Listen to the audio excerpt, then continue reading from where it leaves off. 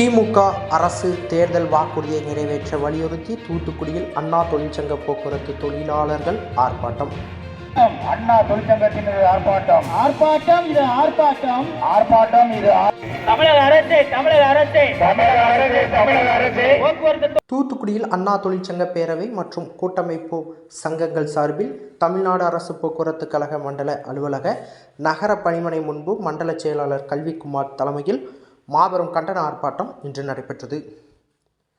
இதில் சிறப்பு அழைப்பாளராக அண்ணா தொழிற்சங்க பேரவை போக்குவரத்து பிரிவு இணைச் செயலாளர் ரத்னம் கலந்து கொண்டு சிறப்புரையாற்றினார்.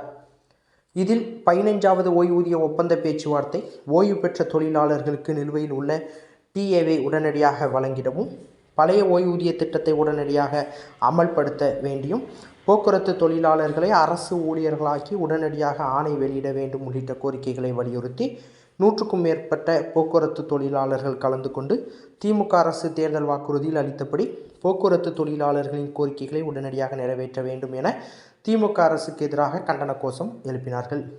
இதில் அண்ணா தொழிற்சங்க செயலாளர் டெக் ராஜா, மண்டல பொருளாளர் கே லட்சுமணகுமார், மண்டல நிர்வாகிகள் ராமசாமி, பார்வதி, லட்சுமணன், நீதிபாலமுருகன், வேல்பாண்டி, தூத்துக்குடி புறநகர் கிளை நிர்வாகிகள் வீரபாண்டியன், சக்திவேல், மகேந்திரன், பூல்பாண்டி, அன்பரசு பிரபாகர், தூத்துக்குடி நகர பணிமனை தலைவர் முத்துகிருஷ்ணன், பாலசுப்பிரமணியன், திருமணி, பாலகுமார், சாலமன், ராமச்சந்திரன், வீரபாகு, பொன்னம்பலம், கோவில்பட்டி பணிமனை தலைவர் வைரமணி, செயலாளர் கணேசன், பொருளாளர் திருப்பதி, திருச்செந்தூர் பணிமனை தலைவர் ஈனமுத்து, செயலாளர் உத்தரபாண்டி, விபத்து பிரிவு செயலாளர் திருமணி ராஜேஷ், கருணாகரன், ஒளிமுத்து குமார், ஹரிராமன், சுடலைமணி, செல்வராஜ், சங்கரமூர்த்தி, ராஜேஷ், ஜெயராம், வேல்முருகன், ரேணிபாய், சிறுவைகுண்டம் பணிமனை பொருளாளர் பொன்ராஜ், உறுப்பினர்கள் ஆழ்வார் ஆறுமுகநெறி, விளாத்திக்குளம் பணிமனை செயலாளர் கண்ணன், பொருளாளர் செல்வகுமார்,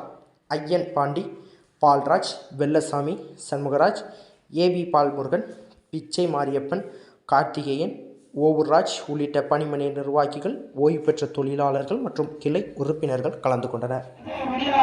எங்களுக்கு விடியல் என்பது என்பதை சொல்லிவிடு.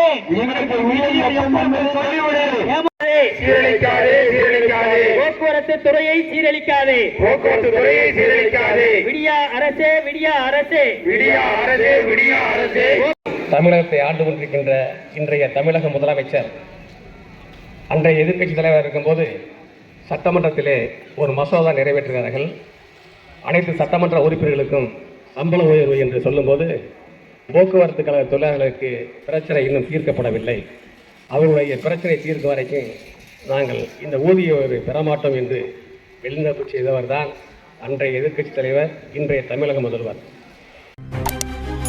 செய்திகளை உடனுக்குடன் தெரிந்து கொள்ள உங்கள் கரம் டிவியை சப்ஸ்கிரைப் செய்யுங்கள். அதோடு பெல் பட்டனையும் கிளிக் செய்யுங்கள்.